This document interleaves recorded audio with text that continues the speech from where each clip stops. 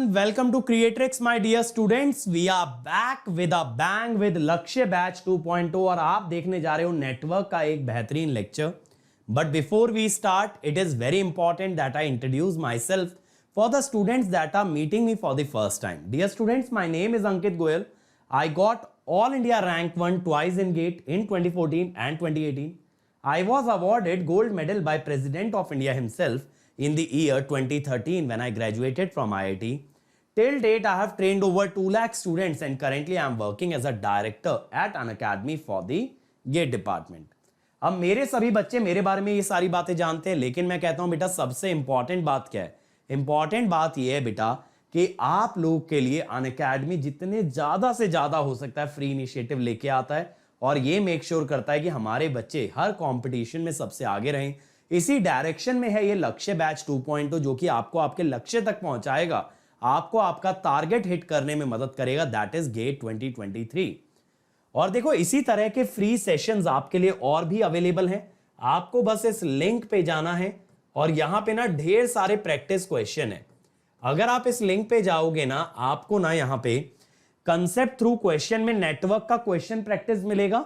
Gate PYQ bye AIR 1 में आपको network के पीवाईक्यूज मिलेंगे इलेक्ट्रिकल और ईसीई के. तो अगर आप इस सीरीज के साथ ये दोनों सीरीज भी फॉलो करते हो तो आपसे नेटवर्क का कोई क्वेश्चन नहीं बचेगा, दैट इज अ गारंटी. कल वाला क्वेश्चन देखते हैं. मुझे ना डेटा बताना, मैंने आपको ऐसी रैंडम दिया था यार, मुझे जितना कुछ याद आ रहा है कुछ ऐसे हमारा सवाल था, मुझे एग्जैक्ट डेटा याद नहीं है यार. ठीक है, मुझे डेटा बताना है एक बार आप लोग. सबसे पहले मुझे ये बताओ कि पहला कैपेसिटर कितने फैरेड का था. ये जो लेफ्ट वाला कैपेसिटर है कितने फैरेड का था. और यहां बैटरी की पोलैरिटी जितना मुझे याद है मैंने आपको अपोजिट पोलैरिटी दी थी. कुछ ऐसे ही था, डायग्राम ऐसे ही था क्या भाई? जल्दी जल्दी बता दो वरना टाइम बहुत लग जाएगा इसमें. मैंने आपसे ये पूछा था V, मैंने ये बताया था T इक्वल टू 0 पे दोनों स्विच हमने क्लोज किए हैं. जल्दी से बताओ बैटरी के बारे में. 2 फैरेड था, 3 वोल्ट बैटरी थी. ओके, ये 3 वोल्ट बैटरी है, 2 फैरेड. चलो ये वाला कैपेसिटर बताओ, बीच वाला जल्दी से बताओ. बीच वाला कैपेसिटर कितने फैरेड का था? दोनों वैल्यू बता दो, पहले बीच वाली फिर साइड वाली. Come on come on come on come on भाई, फटाफट से बता दो. Battery left 4 volt, right 3 volt. अच्छा, ये 4 वोल्ट थी और राइट वाली 3 वोल्ट थी. ठीक है, पोलैरिटी सही लिखी है ना हमने बैटरी की. 2 फैरेड, 3 फैरेड, 1 फैरेड. चलो इनकी इनिशियल वोल्टेजेस बता दो यार. इनिशियल वोल्टेज बता दो, मैंने क्या क्या बताया. 1 फैरेड बीच वाली. अच्छा,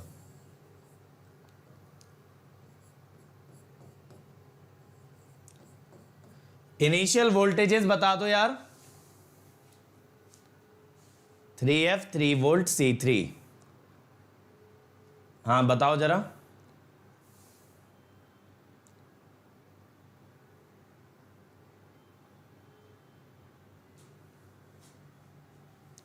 जल्दी से बता दो मेरे भाई.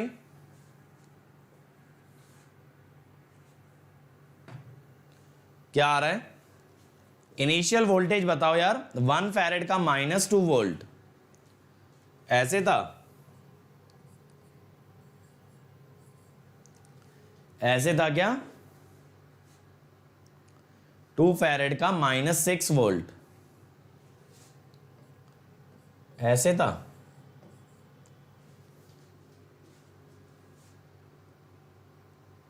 बीच वाले का 2 वोल्ट था, सही है, 6 वोल्ट. और राइट वाले का 3 वोल्ट. इसका कैसे था? ऐसे था क्या? पोलैरिटी बताना किसकी चेंज करनी है. अगर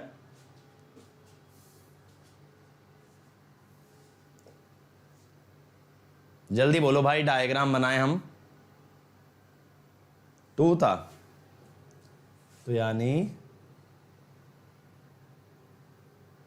क्या पोलैरिटी थी?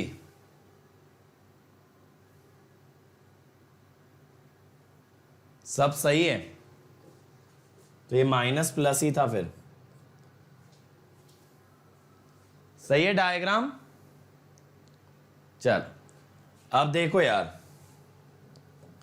ये 3 प्लेट जो है ना, ये आपस में कनेक्टेड हैं, जो कि और किसी से कनेक्टेड नहीं है। तो मैं कहता हूं इनिशियल चार्ज कितना है इस पे? इनिशियल चार्ज कितना है सर? देखो जरा, पहली कैपेसिटर का पॉजिटिव वोल्टेज आ रहा है तो 6 इंटू 2, दूसरे का भी पॉजिटिव आ रहा है 3 इंटू 3, तीसरे का नेगेटिव आ रहा है -2 इंटू 1। ठीक है, तो ये कितना हो गया? 12 और 6 18, 16 कूलाम। ठीक है, अब मैं कहता हूं यार, after closing the switch, after closing the switch,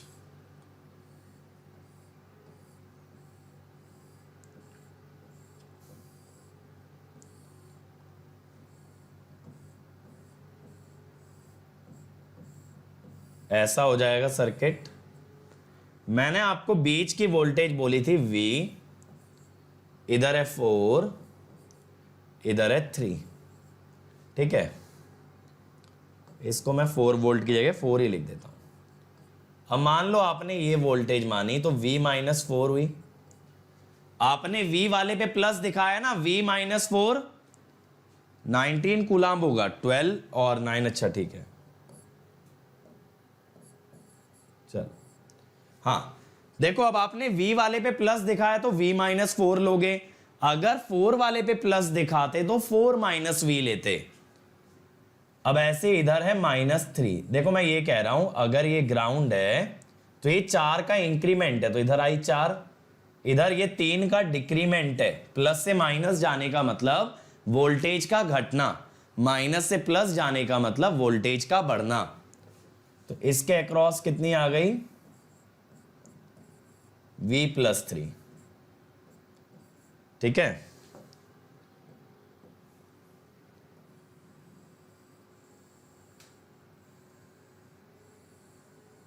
ये हो गया। अब इसके अंदर यार क्या होगा, ये 2 फैरेड इंटू V - 4, फिर 3 फैरेड इंटू V+3 और 1 फैरेड इंटू V। ये सेम आना चाहिए 19 के। कितना हुआ? 2V 3V 5V 6V -8 + 9 यानी माइनस, तो ये आया V आ गया 3 वोल्ट। ठीक है, तो ये आंसर आ गया।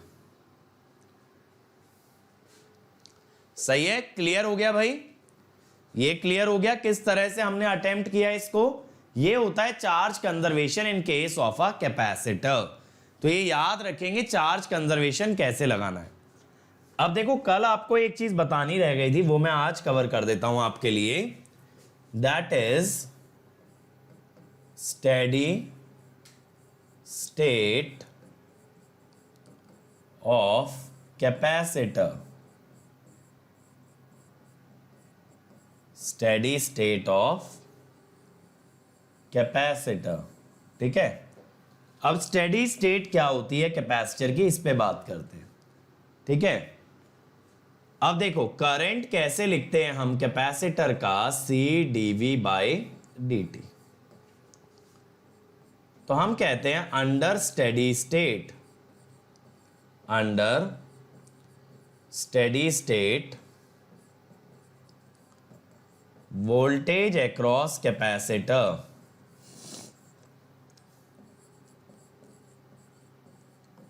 voltage across capacitor becomes steady और कांस्टेंट। ठीक है, वोल्टेज ऑलमोस्ट कांस्टेंट हो जाएगी। बेटा अगर वोल्टेज ऑलमोस्ट कांस्टेंट हो गई तो क्या होगा? dv by dt will be zero. dv by dt अगर जीरो हो गया तो करंट विल बी जीरो। अगर मेरे बच्चे करंट अगर जीरो हो गया तो क्या होगा? It will act as open circuit.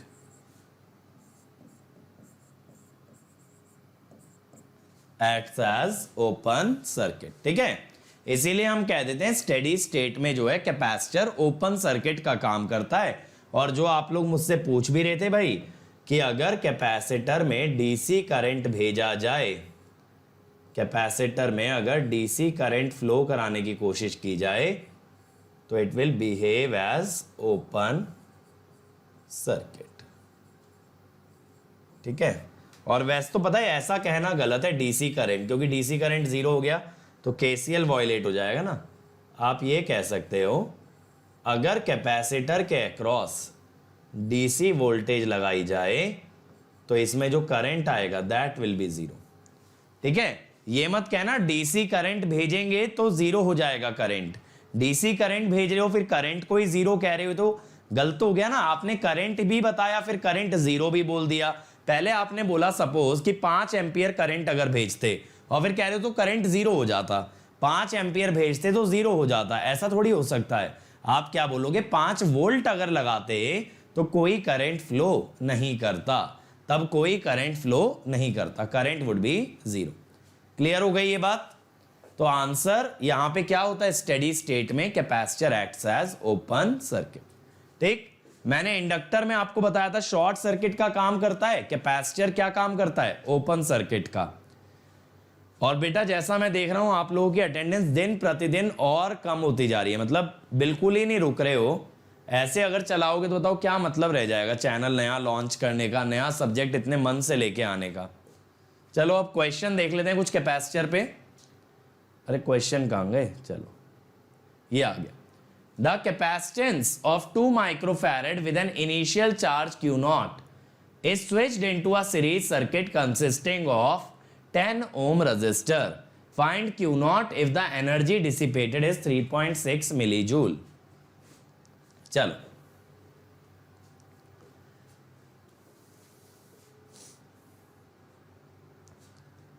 बिल्कुल ज्योतिर्मय, आप कैपेसिटर्स को ओपन सर्किट की तरह ट्रीट कर सकते हो यार, बिल्कुल ट्रीट कर सकते हो कैपेसिटर को ओपन सर्किट की तरह, ठीक है। तो वहां पे हो क्या रहा है, वहां पे हो क्या रहा है, जैसे ही आप t इक्वल टू 0 पे टर्न ऑन करोगे ना तुरंत कैपेसिटर के अक्रॉस वोल्टेज आ जाएगी। अब उसके बाद कैपेसिटर ओपन रहेगा, उसके बाद कैपेसिटर ओपन रहेगा। राहुल बेटा शंकर सर का भी वही इशू है जो मेरा इशू है। इशू क्या है कि बच्चे अटेंड ही नहीं करना चाहते। हम एक तरह से खाली क्लासरूम को पढ़ा रहे हैं फ्री ऑफ कॉस्ट। गजब की बात ये यार, मेरे पास इतने टीचर्स की रिक्वेस्ट आती है ना मेरी टीम के कि सर YouTube से हटा करके हमें ना पेड कोर्स पे दे दो क्लास, वहां कम से कम बच्चा आएगा। क्यों आप हमसे मजदूरी करा रहे हो YouTube पे, क्यों मेहनत करा रहे हो? अब बताओ यार मैं क्या बोलूं। ये तो अटेंडेंस सीधे सीधे यही प्रूफ करती है ना कि हाँ सर क्यों पढ़ा रहे हो YouTube पे, हमें थोड़ी ना ज़रूरत है, हम क्या कर लेंगे पढ़ के। इससे बढ़िया तो आप बेटर है कि पेड प्लेटफॉर्म पे पढ़ाओ, कम से कम उन बच्चों ने पैसे दिए, उनका पैसे देना तो जस्टिफाइड रहे। तो ये हर टीचर की कंप्लेंट है मेरी पूरी टीम में। और बहुत जल्द जो है ना YouTube वाले स्टूडेंट्स को थोड़ा सा वेकअप कॉल मिलने वाला है, because the thing that people are doing is not good. मुझे मार्केट में किसी से भी इशू नहीं है, कोई और टीचर क्या बोलता है, क्या करते हैं, क्या कहते हैं, लेकिन बेटा आप लोग तो अपने हो। अगर स्टूडेंट ही साथ नहीं देंगे तो पॉइंट क्या है बताओ। तो परेशानी बाहर वालों से नहीं, परेशानी अंदर वालों से यार। चलो आ जाओ, हम ये कहते हैं एनर्जी, देखो energy stored in capacitor is same as energy dissipated in resistor।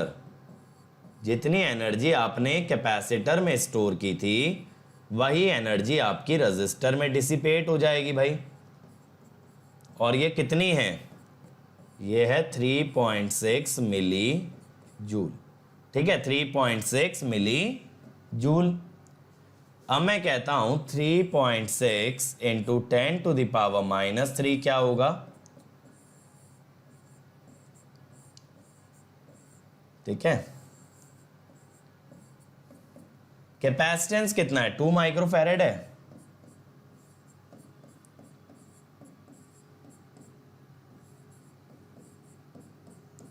देखो कितना हुआ, 14.4 या 144 इंटू 10⁻⁻10। तो Q नॉट क्या होगा?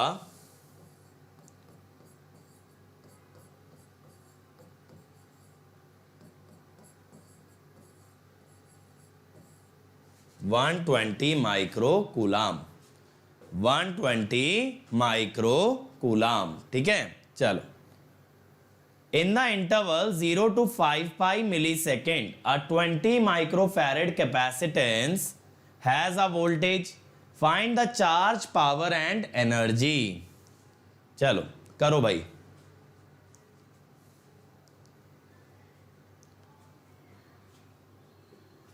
Come on everybody. कैपेसिटर के अक्रॉस एक वोल्टेज दिया हुआ है, आपको चार्ज, पावर और एनर्जी बताना है।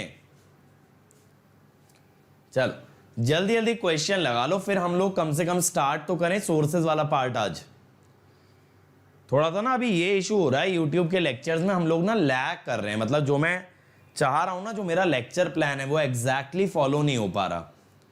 जैसे आज का मेरा टारगेट ये है कि हम सोर्सेज को खत्म कर दें, लेकिन देखो मैं 7:45 से ज़्यादा तक क्लास ले नहीं सकता, क्योंकि 8 बजे से अगली क्लास है। शाम वाला शेड्यूल ना बहुत हेक्टिक हो जाता है, 5 से 6 क्लास होती है, फिर 6:30 से 7:45 तक ले लेता हूँ, फिर 8 से 9, फिर 9:30 से फिर क्लास। तो रात वाला शेड्यूल तो बहुत हेक्टिक हो जाता है। और अगर पावर सिस्टम इकोनॉमिक्स पढ़ना है ना, तो आज से एक नई यूनिट स्टार्ट हो रही है यूट्यूब पे, पावर सिस्टम इकोनॉमिक, या ये कह दो इकोनॉमिक लोड डिस्पैच। 3 दिन चलेगा। आज क्या, आज थर्सडे है ना, तो थर्सडे, फ्राइडे, सैटरडे, सैटरडे खत्म हो जाएगा। ठीक है, सैटरडे पावर सिस्टम इकोनॉमिक्स खत्म हो जाएगा। फिर पावर सिस्टम की बस एक यूनिट बचेगी, that is your generation. Generation मैं नेक्स्ट वीक में कराऊंगा, मंडे से सैटरडे, क्रिएट्रिक्स चैनल पे। चलो फटाफट बनाओ। बनाया भाई?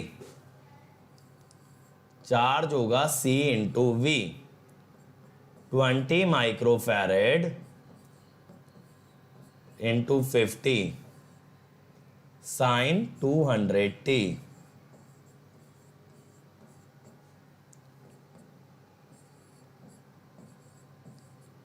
Sign 200t milli coulomb. ठीक है, अब पावर कैसे निकालोगे यार? करंट निकाल लो।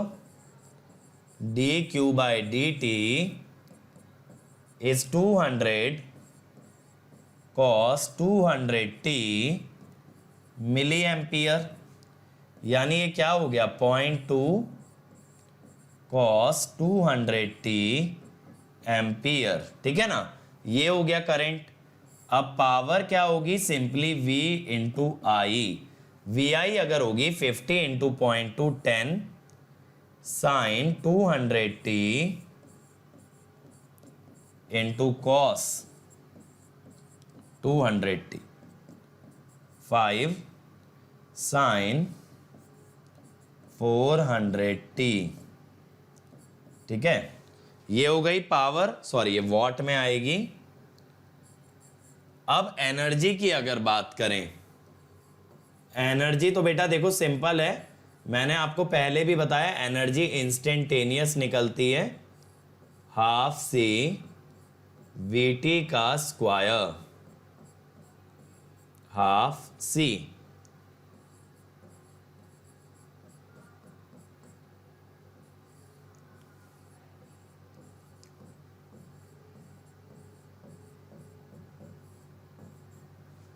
$2500, 5000, 50,000।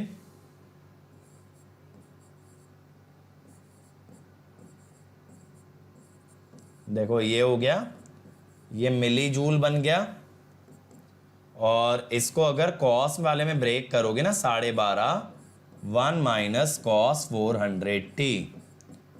मैंने साइन स्क्वायर थीटा को लिख लिया 1 माइनस कॉस 2 थीटा बाई 2। ठीक है प्रकाश बेटा, बिगिनर से पहले थोड़ा सा प्रो बनो, कैसे प्रैक्टिस करके। एक बार कमांड आ जाएगा ना सब्जेक्ट पे, फिर कोई भी टेस्ट सीरीज लगाओगे फर्क नहीं पड़ने वाला। ठीक है बट पहले कमांड लाओ। चलो अगला देखो यार, a 10 microfarad capacitor discharge such that its voltage is given, find the current and the power as a function of time। चलो फटाफट बनाओ। एक 10 माइक्रोफैरेड डिस्चार्ज हो रहा है जिस कारण से उसकी वोल्टेज टाइम के साथ गिरती जा रही है। देख रहे हो वोल्टेज एक्सपोनेंशियली डीके कर रही है। वोल्टेज एक्सपोनेंशियली डीके करने का मतलब है अगर चार्ज को CV लिखें तो चार्ज भी धीरे धीरे डीके कर रहा है। और कल मैंने आपको दिखाया भी था एक RC सर्किट में चार्ज जाता कहाँ है ना, बताया था ना। तो वही चीज यहां हो रही है बेटा कि चार्ज एक प्लेट से उठ के दूसरी प्लेट तक जा रहा है तो वोल्टेज डीके कर रही है, जिसका मतलब कि चार्ज डाई आउट हो रहा है, चार्ज धीरे धीरे कम हो रहा है। अभी तो बताया प्रकाश बेटा प्रैक्टिस करो, पहले प्रैक्टिस करो। जब एक बार कॉन्फिडेंस आ जाता है कि हाँ भाई अब मुझसे क्वेश्चन लग रहे हैं, और जब क्वेश्चन लगने लग जाते हैं फिर तो कोई भी टेस्ट सीरीज लगाओ क्या फर्क पड़ता है। हल्का बहुत मार्क्स में डिफरेंस आएगा बट आपको पता चलेगा आप कहाँ पे लैग कर रहे हो। अब देखो क्या होता है ना, आज के टाइम में अलग अलग टेस्ट सीरीज के अलग अलग सब्जेक्ट अच्छे होते हैं। कोई टेस्ट सीरीज, जैसे मैं नाम तो नहीं लेना चाहूंगा यार, कोई टेस्ट सीरीज ऐसी भी है जो पावर इलेक्ट्रॉनिक्स इतना ऊपर से उड़ा देती है कि बच्चा उसको कर ही नहीं सकता, मतलब वो गेट रेलिवेंट रह ही नहीं जाता है, तो वहां कोई सेंस नहीं बनता है। कोई लोग ऐसे लेंदी क्वेश्चन डाल देते हैं कि कोई सेंस नहीं बनता क्योंकि वैसा गेट में आएगा नहीं। तो यार हर एक के कुछ प्रोज एंड कॉन्स रहते हैं। ठीक है तो ऐसे एब्सोल्यूट बेस्ट कोई नहीं है, लेकिन जिस टेस्ट सीरीज में ज्यादा बच्चे बैठ रहे हैं उसमें आपको बैठना चाहिए ताकि कंपटीशन अच्छा मिले। टेस्ट सीरीज का एक ही पैरामीटर होना चाहिए, नंबर ऑफ स्टूडेंट्स। देखें यार, देखो करंट कैसे लिख सकते हो, current I C dV by dt। अभी देखो मैं आपको ना इसका सिग्निफिकेंस भी समझाता हूं। कैपेसिटेंस है 10 की पावर -5,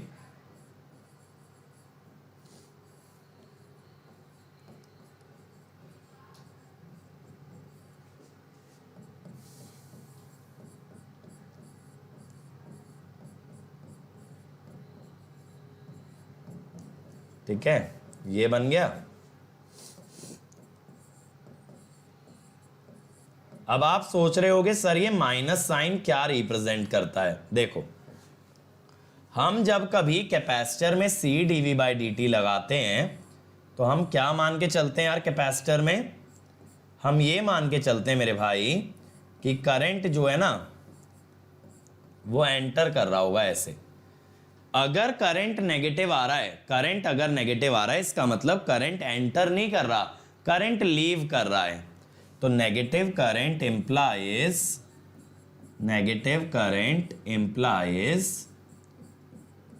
क्या इंप्लाई करता है, current leaves positive terminal, current leaves positive terminal, जिसका मतलब कैपेसिटर डिलीवर्स पावर। ठीक है कैपेसिटर पावर डिलीवर करता है यार। अब इसके बाद अगर पावर की बात आएगी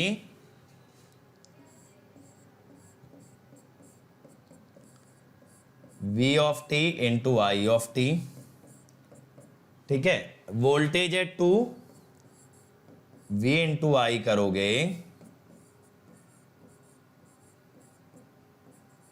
ठीक है तो ये आ गया हमारा पावर, ये आ गया हमारा पावर। ठीक है चलो तो ये हो गया करंट एंड पावर भाई as a function of time. अगला देखो, determine the current through a 200 microfarad capacitor whose voltage is given, voltage की वैल्यूज आपको विजिबल होंगी, ट्रायंगुलर वेव है, 100 है मैक्सिमम और -100 है मिनिमम, और ये 0 से लेके 4 तक ड्रॉ किया हुआ है, 0 से लेके 4 तक। चलो कम ऑन एवरीबॉडी, फटाफट से बनाओ यार, जल्दी बनाओ, फिर इसके बाद मैं सोर्सेज वाला टॉपिक स्टार्ट करता हूं। ठीक है, इसके बाद सोर्सेज के बारे में बात करते हैं, कैसे कैसे सोर्सेज होते हैं नेटवर्क के अंदर, क्या उनकी प्रॉपर्टीज होती हैं।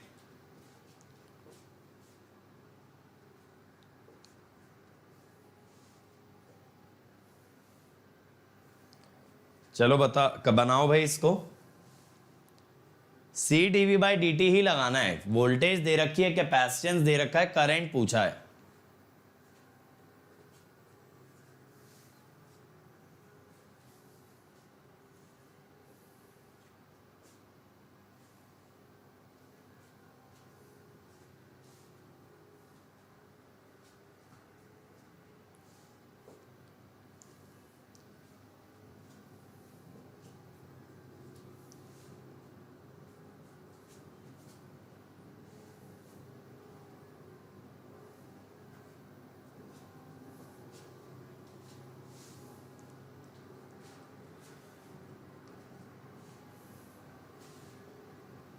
चलो भाई कम ऑन एवरीबॉडी,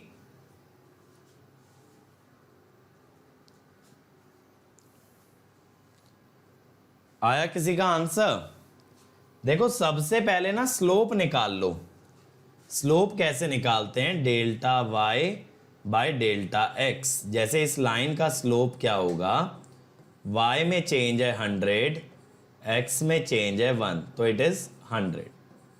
फिर देखो इस लाइन का स्लोप क्या होगा, x में चेंज है 2 और y में चेंज है -200, 100 से -100 आया ना, ऐसे निकालो ना, final value minus initial value by change in x।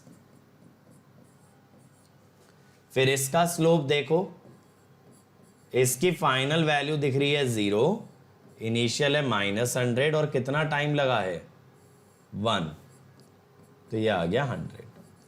एक बार ये वैल्यूज हमको मिल गई तो हमें बस स्लोप में क्या मल्टीप्लाई करना है, कैपेसिटेंस। सिर्फ हमें कैपेसिटेंस मल्टीप्लाई करनी है, then we will get the graph of current.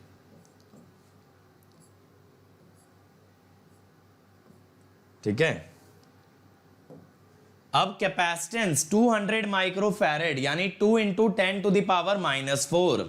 अगर इसमें 100 मल्टीप्लाई करते हो, 2 इंटू 10⁻⁻⁴ में 100 मल्टीप्लाई करते हो तो 0.02 बनेगा। क्या बनेगा? 0.02। फिर -100 करोगे,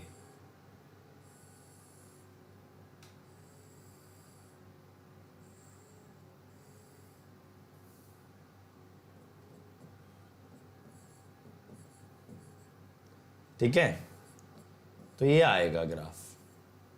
समझ में आया? समझ में आ गया करंट का ग्राफ? हमने सिर्फ क्या किया है, हमने स्लोप निकाला है। स्लोप कांस्टेंट आ रहा है इसीलिए करंट कांस्टेंट आ रहा है, तो स्लोप इनटू कैपेसिटेंस कर दोगे, that will give you the current through the capacitor. अब चलो, अब आज के टॉपिक की तरफ बढ़ते हैं यार। आज का हमारा टॉपिक क्या होने वाला है? आज का टॉपिक हमारा होने वाला है sources in a network.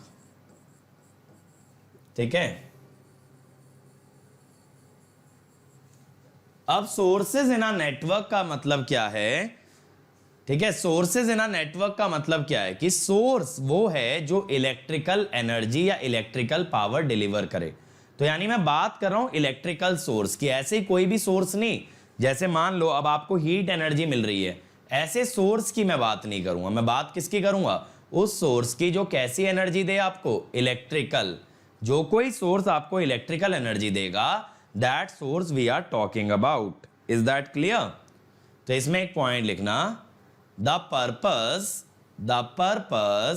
Of source in a network, the purpose of source in a network is to supply, the purpose of source in a network is to supply electrical energy, is to supply electrical energy to the passive elements, is to supply electrical energy to the passive elements such as resistance, inductance and capacitance, such as resistance, inductance and capacitance. Next point, the sources are active element, the sources are active element, that is we assume they can deliver energy, that is we assume they can deliver energy for infinite amount of time, they can deliver energy for infinite amount of time. अब देखो यार, sources को ना दो category में बांटते हैं, sources को दो कैटेगरी में बांट देते हैं. अगर हम बात करें independent sources and dependent sources, ठीक है, दोनों के बारे में हम बात करेंगे. ये ज्यादा बड़ा टॉपिक नहीं है, छोटा सा ही टॉपिक है, ठीक है. तो इसके लिए ना पहली सब हेडिंग बना लेना मेरे भाई, फर्स्ट सब हेडिंग बना लेना independent sources.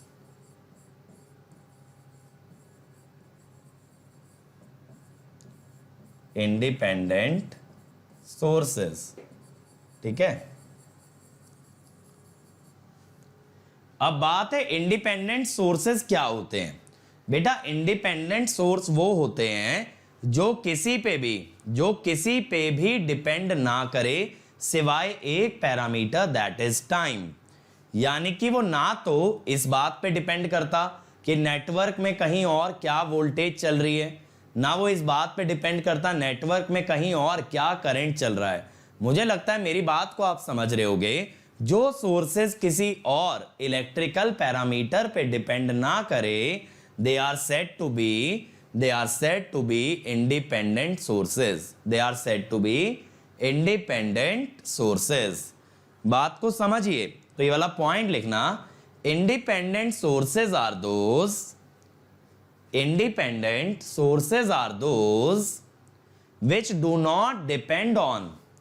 which do not depend on any electrical parameter, which do not depend on any electrical parameter, but may depend on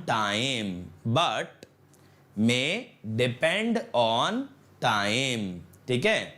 तो किसी इलेक्ट्रिकल पैरामीटर पे डिपेंड नहीं करते, बस समय पे डिपेंडेंट हो सकते हैं. अब देखो इसके अंदर भी मेरे भाई पहले सोर्स की मैं बात कर रहा हूं. First source is my independent voltage source, independent voltage source. अभी देखते जाओ कैसे कैसे क्लासिफिकेशन बनते जाते हैं. अब भाई ये वोल्टेज सोर्स क्या चीज है? ये वोल्टेज सोर्स एक ऐसा सोर्स होता है बेटा, जस्ट लाइक अ बैटरी, जहां हम ये कहते हैं कि ये कांस्टेंट वोल्टेज सप्लाई करेगा irrespective of the current flowing through the source. It's voltage will remain constant irrespective of the current through the source. ठीक है, हम ये कहते हैं voltage remains constant and does not depend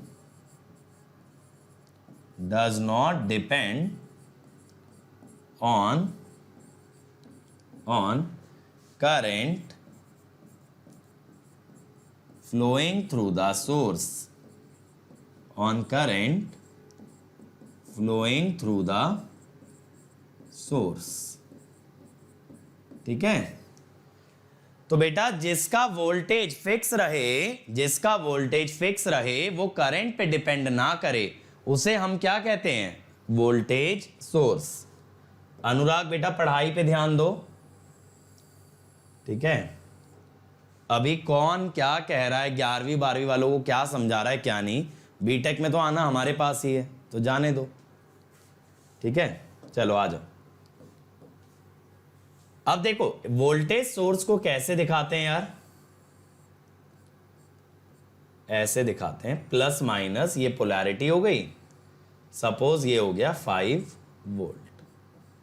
ठीक, अब मैंने बताया ये जो वोल्टेज है ना, ये टाइम का फंक्शन भी हो सकती है, उसमें कोई समस्या नहीं है। जैसे 2e⁻⁻2t वोल्ट, ये टाइम पे डिपेंडेंट हो गई भाई, ये टाइम पे डिपेंडेंट हो गई, फिर भी ये क्या कहलाएगी? Voltage source. इसको डिपेंडेंट मत समझना, ये अभी भी क्या है? इंडिपेंडेंट, क्योंकि ये वोल्टेज किसी और इलेक्ट्रिकल पैरामीटर पे डिपेंड नहीं कर रही, सिर्फ किस पे डिपेंड कर रही है? टाइम पे, है ना। मैंने बोला है ना, voltage remains constant and does not depend on current flowing through the source, that is a independent voltage source. सही है बेटा, यहां पे आपको ध्यान किस बात पे देना है कि इंडिपेंडेंट सोर्स वो होते हैं जो टाइम पे तो डिपेंड कर सकते हैं, लेकिन किसी और इलेक्ट्रिकल पैरामीटर पे ना करें। अब ऐसे देखो, ऑल्टरनेटिंग सोर्स भी हो सकता है भाई। ऑल्टरनेटिंग सोर्स में ना ये वेव वाला सिंबल बना देते हैं, जैसे मान लो 4 sin 100t। अब ऑल्टरनेटिंग का मतलब क्या होता है कि इसकी पोलैरिटी टाइम के साथ चेंज हो सकती है। जैसे साइन के ग्राफ की अगर बात करें तो फर्स्ट हाफ साइकिल में साइन पॉजिटिव होता है, सेकेंड हाफ साइकिल में नेगेटिव होता है। तो जिस सप्लाई की पोलैरिटी बार बार पलटती रहे, plus minus plus minus plus minus, उसे क्या कहते हैं? Alternating source. That is called as the alternating source. ठीक है, ये क्लियर हुआ? तीनों तरह के सोर्स समझ में आए। अब बेटा यहां पे इसकी कैरेक्टरिस्टिक देखो, इंडिपेंडेंट सोर्स के अंदर भी हम बात कर सकते हैं आइडियल वोल्टेज सोर्स की। किसकी बात कर सकते हैं? Ideal voltage source. Ideal voltage source कौन से होते हैं? जिनका कोई रेजिस्टेंस नहीं होता। इसका मतलब यहां पे आप ये लिख सकते हो, they do not have any internal resistance, they do not have any internal resistance। ठीक है, इनका कोई इंटरनल रेजिस्टेंस नहीं होता मेरे भाई, तो उसे क्या कहते हैं? Ideal voltage source. तो यहां पे देखो, जैसे मैं एक एग्जांपल के तौर पे आपको दिखाऊं, ये जो अभी हमने पीछे सोर्सेस बनाए थे ना, ये सारे आइडियल थे। अब मैं ये कहता हूं कि मान लो आई करंट फ्लो कर रहा है, और मैं आपसे ये पूछूं भाई ये टर्मिनल पे कितना वोल्टेज आएगा? ये कितना आएगा? 5। ठीक है, कितना आएगा? 5। तो हम ये कहेंगे VT is equal to 5 volt irrespective of I। ठीक है, तो यहां पे क्या होता है,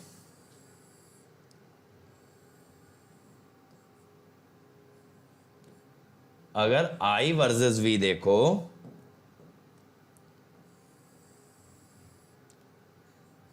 तो ये होगा 5। ठीक है, तो यहां पे क्या हो रहा है? देखो, करंट कितना भी हो, करंट पॉजिटिव हो नेगेटिव हो, कुछ फर्क नहीं पड़ता, the voltage will remain constant. ठीक है, whatever the current may be,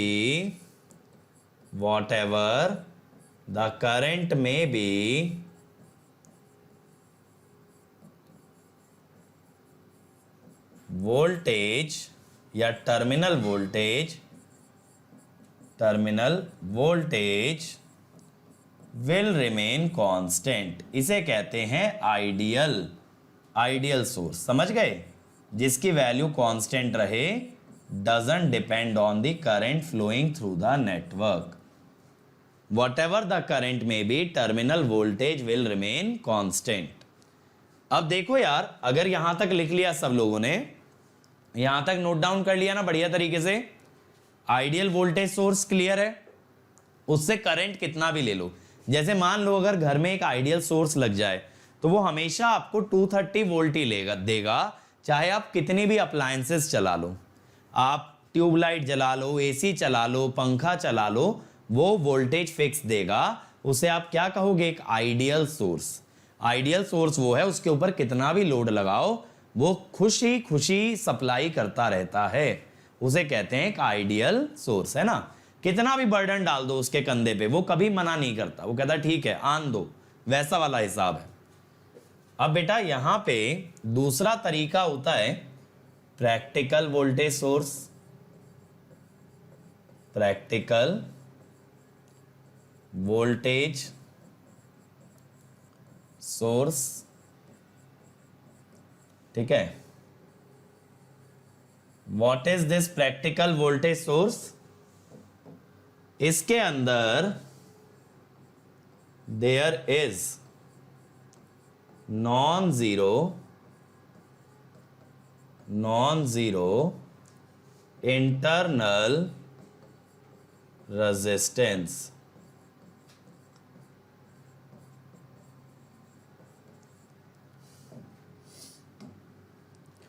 तो देखो यहां पे क्या होता है ना, जैसे मान लो ये ईएमएफ है ई। अब आप कहोगे सर ये रेजिस्टेंस कैसे आया? यार अगर बैटरी से भी वायर भी निकालोगे तो भी वायर में रेजिस्टेंस तो होगा ही होगा। रेजिस्टेंस को आप गायब थोड़ी कर सकते हो कभी भी, there will always be certain resistance. अब देखो यहां पे V क्या आएगा, ठीक है, यहां पे V क्या आएगा? E minus I R, E minus I R. मैंने सिर्फ KVL लगाया है, थोड़ा बहुत यार आपको KVL का आइडिया होगा, आगे चल के हम दोबारा KVL भी देखेंगे, लेकिन आप ये समझो E माइनस आई आर। अब अगर मैं आपसे ये बोलूं भाई कि I का ग्राफ कैसा बनेगा, तो आप क्या बोलोगे? Sir E by R minus V by R, that is a decreasing straight line, ठीक है। तो यहां पे क्या होगा यार, अगर आप इसका ग्राफ ड्रॉ करने लगो ना,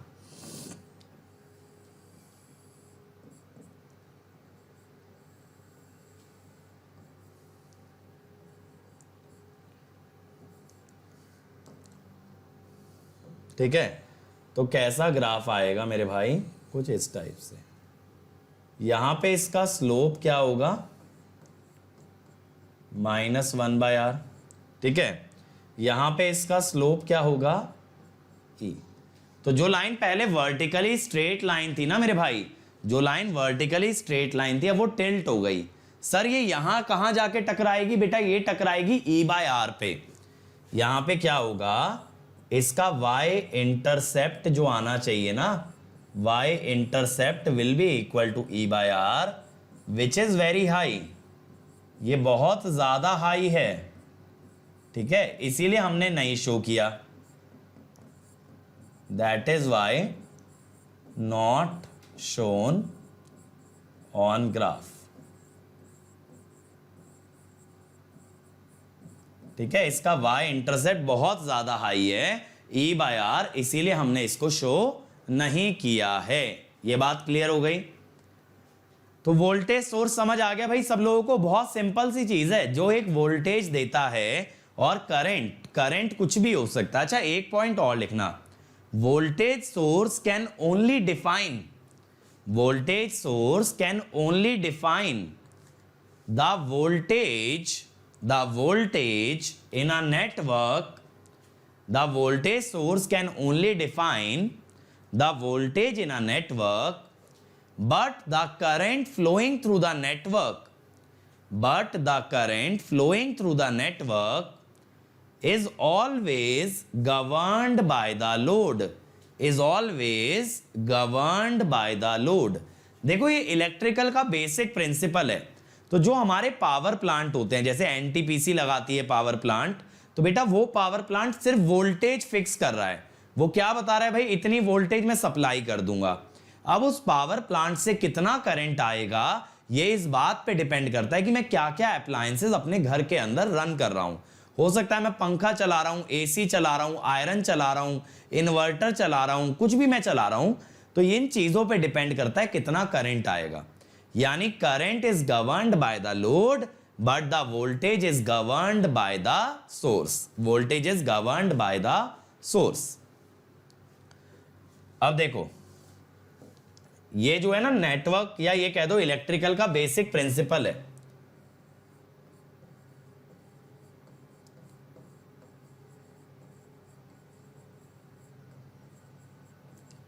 इंडिपेंडेंट करंट सोर्स। अब भाई करंट सोर्स क्या होता है?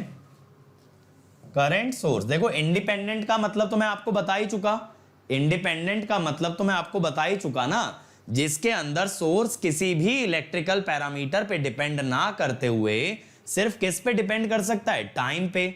सिर्फ किस पे डिपेंड कर सकता है? टाइम पे। वो है इंडिपेंडेंट। लेकिन अब बात करनी है करंट सोर्स क्या है। अब आपने बोला वोल्टेज सोर्स वो है जिसका वोल्टेज फिक्स है, अब उससे करंट कितना मर्जी ले लो। इसी का डुअल या इसी का उल्टा होता है करंट सोर्स। यानी इसका करंट फिक्स है बट आप इससे वोल्टेज या इसके अक्रॉस वोल्टेज कितनी भी हो सकती है।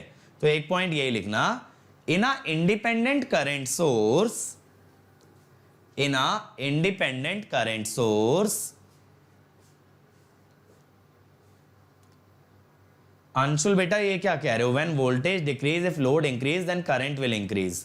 अंशुल देखो क्या होता है, जब लोड आप बढ़ाते हो तो आप करंट ज्यादा खींच रहे हो। लोड बढ़ाने का मतलब है सिस्टम में, जैसे मेरे घर में सिर्फ पंखा चल रहा था, अब मैंने एसी भी चला दिया तो लोड बढ़ गया। अब ज्यादा डिवाइसेस चल रही हैं, यानी ज्यादा भारी हो गया लोड, तो ज्यादा पावर खींच रहे हो। ज्यादा पावर का मतलब ज्यादा करंट खींच रहे हो। ज्यादा करंट अगर खींचोगे तो बीच में ये जो रेजिस्टेंस है इसमें ड्रॉप बढ़ जाएगा। ये क्या है? This is your drop. तो ये ड्रॉप बढ़ जाएगा। अगर ड्रॉप बढ़ गया तो हम तक जो वोल्टेज पहुंचेगी दैट विल बी लेस। आपने कभी कभी देखा होगा यार, घर में अगर कोई हैवी मशीन ऑन करते हो, वॉशिंग मशीन, कोई पानी का पंप या मोटर, ठीक है, और इसके अलावा या आप एसी अचानक से चालू करते हो तो आपने देखा आपकी ट्यूबलाइट फ्लक्चुएट करती है। आपकी ट्यूबलाइट, आपका एलईडी, ये सब फ्लक्चुएट करता है। क्यों? एकदम से जब हम हैवी करंट ड्रॉ करते हैं तो रास्ते में ड्रॉप बढ़ जाता है। रास्ते में ड्रॉप बढ़ता है तो हम तक पहुंचने वाली वोल्टेज कम हो जाती है। समझ रहे हो? तो that is what is happening when the load increases. Clear है भाई? सब बच्चों को ये बात समझ आई लोड बढ़ने से क्या होता है सिस्टम में? ये बात क्लियर हुई भाई, लोड बढ़ने से क्या होता है? चलो अब इंडिपेंडेंट करंट सोर्स अभी मैंने लिखवाया था, नहीं लिखवाया ना? लिखवा तो दिया शायद, हाँ इंडिपेंडेंट करंट सोर्स लिखवा दिया ना। देखो तुम लोग बीच में क्वेश्चन कर लेते हो, मैं भूल जाता हूं हम क्या कर रहे थे। अब इसको रिप्रेजेंट कैसे करते हैं यार? देखो इसको करते हैं एरो से। ये एरो क्या बताता है? ये एरो बताता है करंट की डायरेक्शन। ठीक है, यहां पे एरो होता है, ये होता है आई। सपोज आई हमने लिख दिया 2 एम्पियर, ये क्या हो गया? DC current source.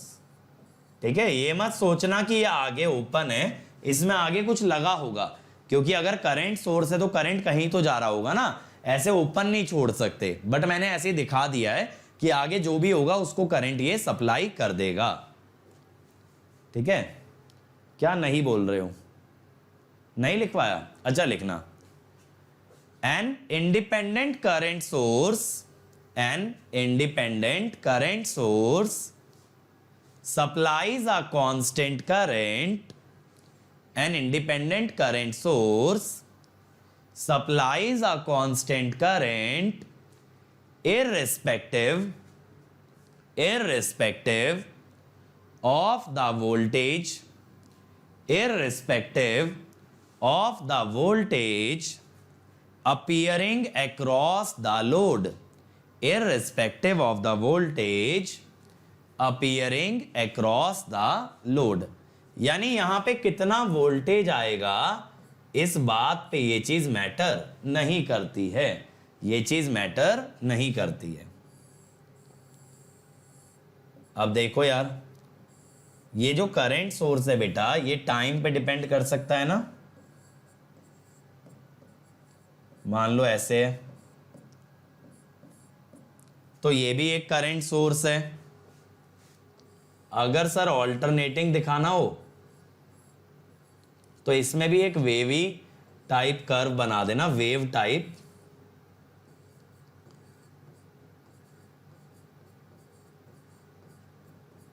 ठीक है, तो ये वाला हो गया एसी करंट सोर्स। पता है जो एक्सपोनेंशियल है ना, आप इसको भी डीसी कह सकते हो। डीसी की बेसिक डेफिनेशन ये होती है कि उसकी पोलैरिटी ना बदले। अगर आप इसकी पोलैरिटी देखोगे ना, अगर आप करंट वर्सेस टाइम का ग्राफ बनाओगे, ये मत सोचना डीसी का मतलब ये होता है कि कांस्टेंट ही रहे वैल्यू। डीसी का मतलब है which does not change the polarity. तो this will also be classified as a DC current source. ठीक है, समझ आया इंडिपेंडेंट करंट सोर्स क्या चीज है। अब जैसे आपने वोल्टेज सोर्स में बोला आइडियल भी होता है और प्रैक्टिकल भी होता है, सेम चीज यहां पे होगी। सेम चीज बेटा यहां पे होगी, आइडियल भी होगा और प्रैक्टिकल भी होगा। तो अब एक पॉइंट अगला लिखो, अगला हेडिंग बना के लिखना इसके अंदर। अगला हेडिंग लिखो ideal current source, ideal current source. अब ये आइडियल करंट सोर्स क्या चीज है, इसमें हम ये बोलते हैं it does not have any internal resistance. जैसे आपने वहां पे बोला था ना वोल्टेज सोर्स में भी कि अगर कोई इंटरनल रेजिस्टेंस ना आए तो हम क्या बोलते हैं, आइडियल सोर्स बोलते हैं।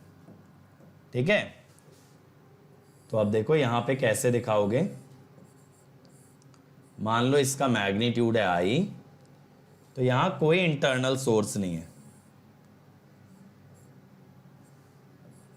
तो ये voltage can be any value but current is constant. इसे कहते हैं आइडियल सोर्स। आइडियल सोर्स का बेटे अगर आप ग्राफ बनाओगे तो ये I और ये V, यहां पे इस टाइप का ग्राफ आएगा। यानी वोल्टेज कुछ भी हो, करंट विल रिमेन कांस्टेंट। ये ग्राफ क्या दिखा रहा है, current remains constant, current remains constant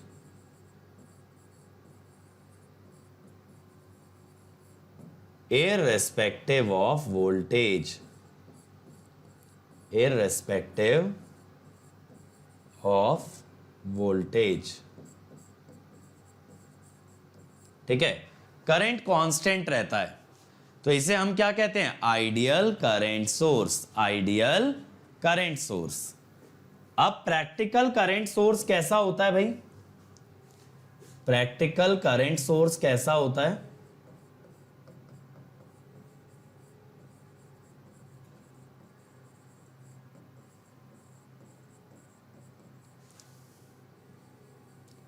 इसके अंदर क्या डिफरेंस होता है, इसके अंदर ना बेटा एक इंटरनल रेजिस्टेंस होता है, an internal resistance,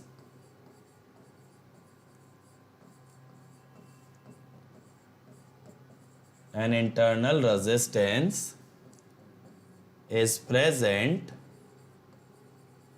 which is connected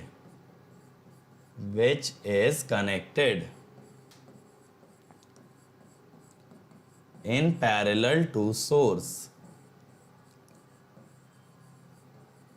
ठीक है, एक इंटरनल रेजिस्टेंस होता है बेटा जो सोर्स के पैरेलल में कनेक्टेड रहता है।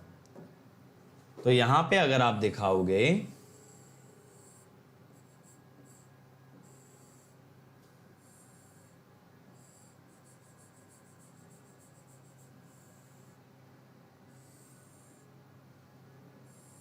देखो, अब आप कहोगे सर पैरेलल में ही क्यों?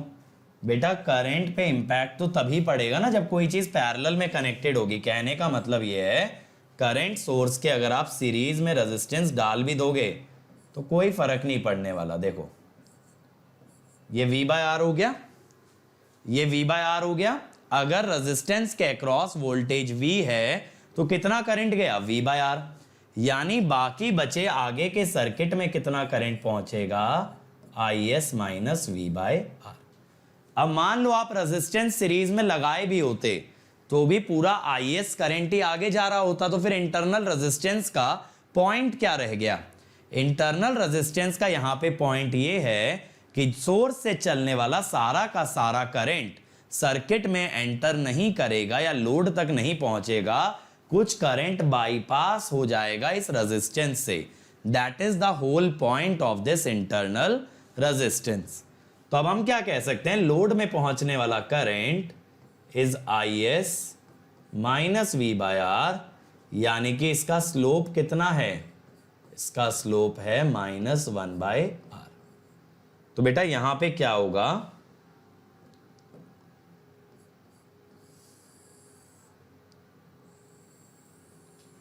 यहां पे जो आपका करंट वर्सेस वोल्टेज का ग्राफ बनेगा ना, वो ऐसे बनेगा डिक्रीजिंग। ठीक है, तो यहां पे जो होगा ये वाला पॉइंट, करंट का इंटरसेप्ट होगा IS और वोल्टेज का इंटरसेप्ट होगा IS इंटू आर। मैं बोलता हूं X इंटरसेप्ट। X इंटरसेप्ट कहां होता है? जहां Y एक्सिस 0 हो जाए। X इंटरसेप्ट कहां होता है? जहां Y एक्सिस 0 हो जाए। तो V will be equal to IS into R. ये बहुत हाई होता है, so not shown in graph. समझ में आया आइडियल और प्रैक्टिकल सोर्स? तो बेटा प्रैक्टिकल